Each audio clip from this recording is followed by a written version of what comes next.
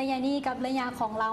เนาะแล้วก็แขกรับเชิญของพวกเราก็มานั่งกับพวกเราทั้ง2 คนแล้วเอาเป็นว่ามาทักทายสบายดีเพิ่นกันเลยดีกว่าสบายดีสบายดีทั้ง2 ท่านเนาะก่อนอื่นให้แต่ละคนแนะนำตัวเองก่อนเริ่มจากไอ้ใหญ่กับหมู ข้าพเจ้าทอมมี่ดิทวงศ์ข้าพเจ้าไผ่บุญศิริมงคลเจ้าหลายๆคนก็ฮู้จักเลยเนาะเมื่อกี้ก็ได้เบิ่งมีเป็นวิดีโอกันไปกับการเต้นโดยเฉพาะเป็นในรูปแบบของการเต้นบีบอยถ้าเราถึงเรื่องของบีบอยปัจจุบันนี้อยู่ทางวัยรุ่นเราของเรากันได้รับความสนใจกันหลายพอสมควรเลยอยากให้แต่ละคนนั้นเว้าที่ไปที่มาเฮ็ดจังได๋จึงมาสนใจเกี่ยวกับเรื่องของถ้าจะว่าแล้วการเต้นหรือว่ากีฬาประเภทนี้เจ้าตอนแรกก็คล้ายๆเห็นรุ่นอายที่เต้นอยู่แถวใกล้เฮือนอะไรก่อนหลังจากนั้นเลยเห็นความสนใจทางด้านนี้ก็คือเห็นรุ่นอ้ายมาแล้วเห็นรุ่นอ้ายเต้นมันอยู่ใกล้เฮือนอีกเหมือนว่าเราเห็นก็จะเต้นตลอดเขาก็เลยแบบเกิดความมักมาละตอนนั้นจักปีตอนนั้นในช่วงนั้นอาจจะประมาณ11 ปี11 ปีก็เริ่มแบบซอกหาอีกอย่างที่แบบว่าสิจะมักเป็นของตัวเองละแม่เนาะเริ่มมีความคิดตอนนั้นแบบอยากจะซอกอย่างที่ว่าในความคิดว่าถนัดของตัวเองเนาะแล้วไอ้ทอมมี่เดฟสำหรับตัวเองก็จะเป็นมักเต้นแต่น้อยแล้วก็พอดีมีช่วงนึงจะมีนักเรียนใหม่เข้ามาเรียนเนาะแล้วก็เราเป็นนักเต้นและเราเปิดสอนและมีน้องสาวไปเรียนอันนี้ก็เป็นคนขี้อายบ่กล้าไปเรียนนำกับเจ้าและเห็นน้องซ้อมอยู่บ้านแล้วก็เลยถามน้องให้น้องสอนแน่ประมาณนั้นแหละก็คือเริ่มมักเต้นตั้งแต่ยังน้อยตอนยังน้อยนี่มักระวงบ่หรือเต้นแบบตอนยังน้อยก่อนที่ว่าจะมาเป็นบีบอยประมาณนี้ประมาณไมเคิลแจ็คสันเนี่ยประมาณโอ้สมัยนั้นยิ่งดังเลยแม่นโดนเติบแล้วไหนเต้นอยู่บ้านตลอดเป็นบ่ฟังเพลงแล้วก็เต้นไปเจ้าบ่ท่วงบ่คนยืนเงินก็แม่ก็ถ่ายวิดีโอไว้แล้วก็ประจานเมกาลินนำขนาดเลยเนาะอันนี้ก็เป็นที่ไปที่มาที่ว่าโกให้เกิดเป็นการเข้ามาสู่วงการบีบอยและแห้งบันดาลใจที่เขามีแบบไอดอลบอจังไรที่ว่าเขาอยากเป็นขึ้นแบบกระเจ้าก็จะเป็นรุ่นอ้ายจากสมาคมลำวงไฟเจ้าหนึ่งในไหนกันไม่ได้ต้องมีคือกันอันนี้เป็นต้นแบบเป็นต้นแบบคือแล้วก็รุ่นอ้ายไอเอกแล้วก็ไอหนึ่งอยู่ในสมาคมลำวงไฟหนึ่งซูเปอร์วันมาละซูเปอร์วันก็ถือว่ามีทุกคนดังๆที่ว่าเป็นไอดอลตอนนั้นก็คือรุ่นบุกเบิกเลยโบจะเป็นไอเอกหรือว่า1ซูเปอร์วันหันแม่หรือว่าเป็นทางด้านของทีมเราบังไฟเนาะในการเต้นนี่เขาจะได้ยินชื่อเสียงมาจากทางท้ายของเพิ่นหรือว่าทีมของเพิ่นลาการเต้นโปบีบอยนี่มันมีแยกประเภทอีกบ่หรือว่ามีการแยกประเภทเจ้ามันจะมีซื้อที่กระเจ้าห้องกันว่ามันจะมี power move flexible แล้วก็ footwork style เจ้า3แบบมาแล้วก็ทิกสำหรับ power move มันเป็นการใส่แหงมันจะเป็นยกง่ายบ่มาละท่าหมุนคล้ายๆเป็นท่าหมุนสำหรับ flexible เป็นท่าที่ทางกายอ่อนตัวอ่อนเคลื่อนไหวแบบคิ้วไปได้ทุกทางคล้ายๆสิงคโปร์ประมาณนี้คิ้วตัวสำหรับfootwork style คล้ายๆเป็นที่แบบเต้นใส่กับเพลงมาเต้นใส่กับเพลงคันทิกนี่มันคล้ายๆมันเป็นการจึงมือหรือการใส่แห้งหลายกันแต่เป็นพวกประเภทที่จึงแบบปิ้นหัวประมาณนี้บอกปิ้นหัวมันรวมในpower move คันทิกเนี่ยคล้ายๆเป็นจึงมือแบบว่าตั้งหัวคล้ายๆท่าที่นิ่งแต่คือเขายกตัวขึ้นมาที่เรามือค้ำไว้เพราะว่าเคยเห็นเนาะเป็นท่าประมาณนี้แล้วเขานี่แบบนัดลินเวิร์ดได้ทุกประเภทเลยบอกในตอนนี้ที่ถนัดแท้ๆแม่น่ะ power move เป็นจุดเด่นของเขาเลยนั่นแหละแต่ก็เป็น4ประเภทนี่อันใดที่แบบว่ายากที่สุดเขาก็แยกบ่ได้เนาะเพราะสำหรับบางคนก็อาจจะมักเริ่มในทางด้าน footwork style หรือว่า flexible หรือว่า power move อันนี้เขาก็จำกัดบ่ได้ว่าตัวใดที่มันยากที่สุดคือไผมักด้านไหนก็จะเน้นไปด้านนั้นแต่ว่าโดยรวมคนที่ว่าเต้นบีบอยนี่จะได้หมดทุกประเภทนี่เลยแม่นบ่สำหรับบางคนเท่านั้นแต่คันไผสามารถเต้นได้ทุกสไตล์ที่ว่ามานี่ก็ถือว่าเก่งหลายธรรมดาไอ้ทอมมี่ได้เบอร์ทั้งทุกประเภทเลยบ่ได้อย่างเลยบ่ได้โอ้แม่เราเมื่อกี้เห็นในภาพนี่มันเต้นแบบธรรมดาเนาะลีลาท่าทางใจเต็มทีทั้ง2คนนี่เริ่มตั้งแต่อายุจักปีเกี่ยวกับเรื่องของการเล่นบีบอยสำหรับตอนเริ่มเต้นแม่นตอนอายุ12 ปีโอ้เห็นตอน11ปีแล้วเริ่มตอน12มาแล้วตอนเฮียนนี่เขาเริ่มเข้าไปเฮียนอยู่ใส่แบบเข้าไปห้องเฮียนหรือบ่หรือว่าเฮียนเต้นเองหรือว่ามีคนมาสอน เริ่มซ่อมน้ำรุ่นอายอยู่ใกล้บ้าน แต่รุ่นอายนั่นก็แม่นเป็นสมาคมลาวบังไฟคือกันเป็นตัวแทนของสมาคมลาวบังไฟคือกันแต่ยังบ่เคยเข้ามาในสมาคมลาวบังไฟเลยตอนนั้นยังซ่อมกับรุ่นอายอยู่ไกล ซ่อมอยู่บ้าน อยู่ เล นั่ ย นล่ะ แต่ซ่อม2 คนเลยบอกกับลูกอ้ายแล้วกัน รุ่นอายกับประมาณมีทีมประมาณ 3-4 คน เจ้า ที่บ้านนุงโดง โอ้ก็หลายฟ้าหลายปีที่ผ่านมาเนี่ยเขามีได้เริ่มตอนประมาณสักปี ก็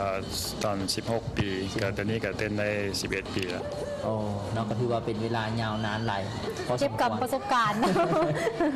คือจะว่าเราก็เป็นรุ่นบุกเบิกตอนนั้นเลยถ้าจะว่าเรื่องของวงการบีบอยในสมัยประมาณ10 ปีก่อนนี่นะถือว่ากำลังแบบแตกหนอแล้วก็เป็นอีกสิ่งหนึ่งคล้ายๆว่าเป็นรุ่นบุกเบิกเริ่มใหม่เลยนะ แล้วก็ทั้งผู้หญิงทั้งผู้ชายก็สามารถลินได้ คือกีฬาประเภทนี้นี่ก่อนเขาสิเข้าไปลินเขาต้องได้มีการเกี่ยมทางกายจังได๋บ่เพราะว่าค่อนข้างว่าก็อันตรายคันแบบลินบ่เป็นเขาไปลินนี่อาจจะแบบเฮ็ดให้ร่างกายเขาแบบบาดเจ็บพิการได้ ตอนเริ่มแรกเขาก็พยายามมาเริ่มซ้อมจากท่าพื้นฐานมาก่อน เพราะว่าก่อนเขาสิเข้าถึงระดับที่ใช้ร่างกายกับใช้แรงหลายเขาก็ต้องเริ่มจากพื้นฐานก่อน เจ้าพื้นฐานนี่เป็นประมาณแบบ ประมาณแบบคล้ายๆคันเขาจากลิ้นพวกทิกกระเพราหมูเขาก็จะเริ่มมาพวกจึงมือแฮนด์สแตนแล้วก็พวกนึ่งหัวแล้วก็พวกฟิสบังท่าที่เป็นเบสิก เจ้าเนาะก็ถือว่าค่อนข้างว่ามีหลาย ๆ ประเด็นโดยเฉพาะแมนวิธีการเกี่ยวกับเรื่องของการเรียนหรือว่าการเริ่มต้นนี่ก็ค่อนข้างว่ามีหลาย ๆ อันเลยที่ว่าน่าสนใจ แล้วว่าถึงเรื่องการฝึกซ้อมมีอย่างมาแล้วเขาได้มีการไปเกี่ยวกับเรื่องของการแสดงอยู่บนใดเนี่ยที่ผ่านมา ในการแข่ง การแข่งขันบอหรือว่าเขาได้ไปแข่งขันอยู่ใช่ไหม คันว่าเป็นประเทศเขาก็มีประเทศก็จะมีหลักๆก็จะมีประเทศเพื่อนบ้านเนาะประเทศไทยมาเลเซีย เวียดนาม สิงคโปร์ก็มีจีนไต้หวัน เกาหลีญี่ปุ่นนิวซีแลนด์ฝรั่งก็ไป ทั่วทั้งอาเซียนแล้วก็โลก มันละ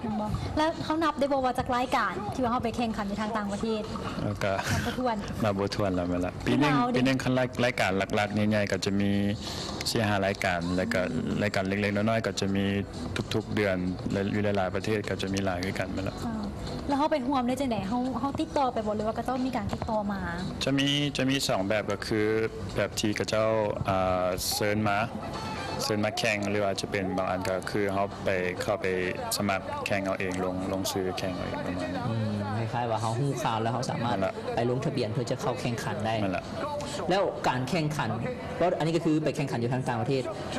เวทีการแข่งขันทางวิธีว่าเกิดขึ้นในชีวิตของทั้งสองคนนี่แข่งอยู่ไส สำหรับของ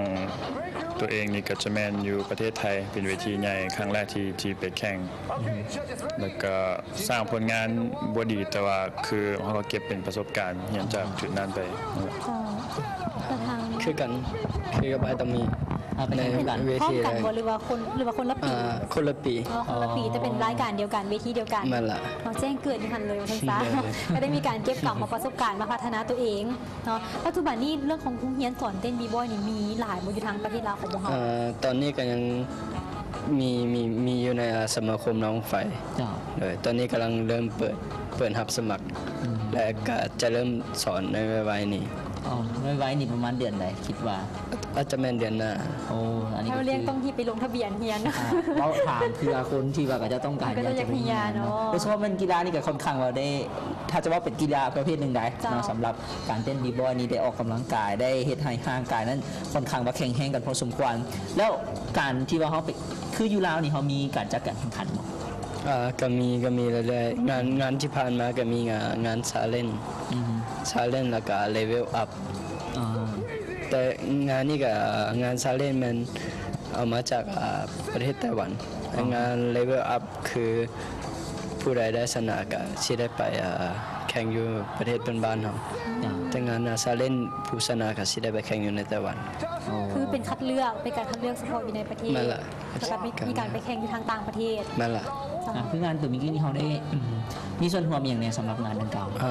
พอดีบ่ได้มีส่วนร่วม บ่ได้อยู่บนนั้น แม่นละบ่ได้อยู่ แต่สำหรับงานซาเล่นแมนทางไต้หวันแมนกระเจ้าเชิญไปแล้ว อ๋อ มาละ เจ้า ประมาณเดือนใดสำหรับที่ทางไต้หวัน เ เดือน11วันที่22 อ๋อก็ปีนี้นี่ เจ้าลาปัจจุบันนี้เขาคิดว่าการเต้นของเขานี่อยู่ในระดับใดแล้วหรือว่าเขาจะมีแผนการในการพัฒนาเกี่ยวกับเรื่องของการเต้นในวงการบีบอยของเขาหรือว่าทั้งสองท่าน สำหรับในระดับตัวเองที่คิดว่าก็ถือว่าสามารถนำเสนอตัวเองไปได้หลายประเทศแล้วเพราะตอนนี้ก็รู้สึกว่ามีหลายประเทศที่รู้จักประเทศลาวแล้วก็รู้จักตัวน้องแค่น จ้ะ รู้สึกดีใจเพราะความฝันตัวเองก็อยากเผยแพร่ประเทศตัวเองคือกัน เจ้า มีนักเต้นคือกันอันนี้คือจุดประสงค์หนึ่งคือกัน อ๋อ รู้สึกว่ามีการไปแข่งในระดับสากลเขาจะใส่ซื้อแบบเป็นซื้อเฉพาะเลยซื้อตัวนี้เขาใส่ซื้อว่าจะไหน ซีริว ซีริว นั่นแหละ เนาะ บีบอยซีริว นี่ก็คือเป็นรหัสประจำตัวคนเลย แม่นเอกลักษณ์ ถ้าไปต่างประเทศนี่คันรหัสนี่มาเนี่ยมันมาจากประเทศลาวคือ แม่นแล้ว นักเต้นบีบอยคนนี้ที่ว่าเป็นเสื้อสายลาวเลือดลาวของเขาที่ว่าไปแข่งขันในเวทีสากลแล้วการที่ว่าเฮามาเฮียนแบบนี้หรือว่าการเต้นบีบอยนี่ทั้งสองคนคิดว่ามันมีความง่ายความยากแบบไหน สำหรับการเต้นบีบอยเนาะก็จะมีความง่ายก็คือทุกวัยทุกเพศจะเต้นได้เนาะและสำหรับอันที่ยากก็คืออาจจะเป็นเราต้องใช้เวลานิดนึงกับการฝึกใช้เวลาแล้วก็ต้องใจเย็นต้องเข้าใจลงลึกว่าถ้ามันแอบแบบใดฝึกแบบใดต้องเข้าใจว่าเขาเจ้าเต้นแบบใดต้องเข้าใจความหมายมันอย่างประมาณนี้ เขาต้องได้ใช้ความเข้าใจความพยายาม นั่นแหละ คือไอ้เฮามี่นี่ใช้เวลาเฮียนสักปีเขาจะแบบว่าเป็นในแต่ละทาง ก็อันนี้ก็แล้วแต่บุคคลบางคนจะอาจจะใช้เวลาหน่อยใช้ได้เวลาหลาย แต่ว่าสำหรับตัวเองก็คือใช้เวลาหลายเนี่ยว่าบ่มีเป็นคนรุ่นบุกเบิกเลยบ่มีคนแนะนำก็เลยได้เรียนจากวิดีโอเอง แต่ว่าก็ใช้เวลาประมาณ2 ปีจึงรู้สึกว่าเริ่มเป็นท่าเริ่มเต้นเป็นอย่างประมาณนี้ และความสะดวกเขาเด็ในการเต้นบีบอยหรือว่าปัจจุบันนี้เงื่อนไขอย่างเนี้ยที่ว่ามันสร้างให้เขาแบบง่ายขึ้นในปัจจุบันนี้ ก็เงื่อนไขก็คือต้องรักษาสุขภาพให้ตัวเองให้ฟิตแล้วก็คือมันซ้อมวอร์มซ้อมเป็นระเบียบประมาณนี้ เจ้าแล้วอยากฝากอย่างสมมติว่ามีวัยหนุ่มรุ่นใหม่อาจจะเป็นรุ่นนุ่มน้อยอยากจะเข้ามาสู่การเต้นในวงการบีบอยก็จะต้องมีความการเกี่ยมความพร้อมแบบเด่นๆเราต้องเฮ็ดจังไหนจึงจะเข้ามาเต้นได้ คือหนึ่งกับวัวต้องการแข่งอย่างไรไม่ได้เข้ามาหาทางสมาคมเราวงไฟเลย ครับ เพราะสมาคมเราวงไฟก็เปิดรับทุกคนและมีแต่อยากให้ทุกคนพยายามให้ฮู้เรื่องการเต้นหลายกว่านี้โบแมนแค่เต้นเขาต้องฮู้จักกับประวัติมันคือกัน คือความหมายที่แท้จริงแล้วก่อนที่เราจะเข้าและที่สำคัญต้องมีใจหักหมักน้ำอ้อม นั่นแหละ นั่นก็คือเป็นอีกหนึ่งกีฬาที่น่าสนใจเลยเป็นการเต้นนอกเหนือจากที่จะได้ผ่อนคลายห่างกายและเฮ็ดให้เสริมสร้างห่างกายนั้นมีสุขภาพแข็งแรงนำอีกก่อนที่ว่าจะจากกันให้ทั้งสองคนฝากถึงบรรดาท่านผู้ชมที่ว่ากำลังติดตามรับชมรายการพวกเขาอยู่ปัจจุบันนี้ ฝากผลงานโมอย่างต่างๆกันได้ประมาณนี้หรือว่าฝากถึงผู้ที่ว่าอยากจะเข้ามาเต้นในวงการบีบอย ก็อยากฝากให้ติดตามผลงานน้องเนาะเพราะว่าเพิ่นก็ได้ไปต่างประเทศแล้วก็ทำไปได้กับให้ทางผู้ใหญ่สุกยูอย่างประมาณนี้ให้ได้ก้าวหน้าไปไกลกว่านี้อีกเพราะว่าเพิ่นก็มีความสามารถก็อยากให้ทั่วประเทศทุกๆประเทศรู้จักประมาณนี้ เป็นตัวแทนของประเทศลาว แล้วก็อยากฝากงานทางสมาคมน้องไฟเชียร์จัดงานหนึ่งซึ่งงานไฟเวิร์กเนาะมันเป็นงานครบรอบสมาคมน้องไฟ10 ปี ในวันที่14หาวันที่18 เดือนพฤศจิกายนปี2014นี่อยู่ที่โรงเรียนศิลป์แห่งชาติ ตัวที่ว่าเพิ่นมีโฆษณาตัวซูเปอร์ฮีโร่กับภาคพี่น้อย มาแล้ว โมเมนต์ตัวนี้ผู้สูงว่าผลการเกี่ยมงานใหญ่พอสมควร มาแล้ว และตัวทางด้านของไพ่วิบุตรนี่ก็เข้าหัวไหมบอกสำหรับงานนี้ งานนี้พอดีโบได้เข้าหัวนะพอดีมีงานแข่ง อยู่ทาง มาแล้ว ต้องได้เดินทาง แข่ต้องได้เดินทาง เจ้า เลยโบได้เข้าหัวนำงาน ก็มีกับภาพพี่น้อยเห็นอยู่ในคลิปวิดีโอก็จะมีบรรดาซูเปอร์ฮีโร่มีแบทแมนสไปเดอร์แมน เจ้า ไอรอนแมนก็มี มาละ เราแต่งตัวแบบเต็มที่และที่สำคัญในงานก็จะมีการแสดงเต้นพร้อม มาละ จากหลากหลายกลุ่มเลยเห็นบอก มาละ ทั้งผู้ชายผู้หญิงบอก มาแล้วมีทั้งผู้ชายผู้หญิงเด็กน้อยผู้ใหญ่ เจ้าน้องวันนี้ก็ได้โอ้ลมกันแบบเต็มที่เกี่ยวกับที่ไปที่มาแล้วก็การก้าวเข้ามาสู่เป็นวงการเต้นบีบอยและที่สำคัญเลยมีความสามารถมีความตั้งใจได้เป็นตัวแทนของประเทศลาวของบัวเฮาไปแสดงผลงานอยู่ทางต่างประเทศเมื่อนี้ก็ต้องขอขอบใจแขกรับเชิญของบัวเฮาทั้งสองทางที่ให้เกียรติมาโอ้ลมในรายการ จ้า ใจละลาย จะอะไร จ้าน้องพ่อตอนนี้เวลาของทางรายการก็ใกล้จะหมดลงแล้วก่อนจะจากกันไปขอขอบใจกับห้านเกสรเสริมความงามที่แต่งหน้าและก็เฮ็ดซุ้มผมให้กับพิธีกรเป็นประจำท่านไหนที่ว่าจะมีงานเลี้ยงหรืออยากจะได้ห้านแต่งหน้างามๆแบบนี้ก็อย่าลืมติดต่อหาห้านเกสรเสริมความงามได้แล้วก็ต้องขอขอบใจสำหรับห้านวินวินบูติก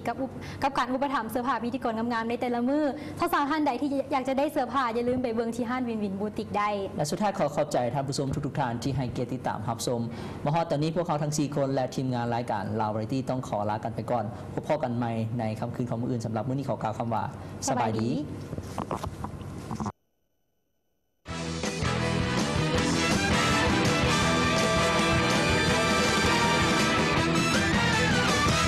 ลาววาไรตี้เพิ่มคุณภาพความคมแจ้งและการรับชมสัญญาณออกอากาศผ่านระบบดาวเทียมซ่อมโทรภาพ MV ลาวให้ดีกว่าเก่าทางสถานีมีความยินดีที่จะแจ้งการเปลี่ยนคลื่นความถี่ใหม่ให้ท่านผู้ชมทุกท่านรับชมภาพและเสียงที่คมแจ้งกว่าเก่า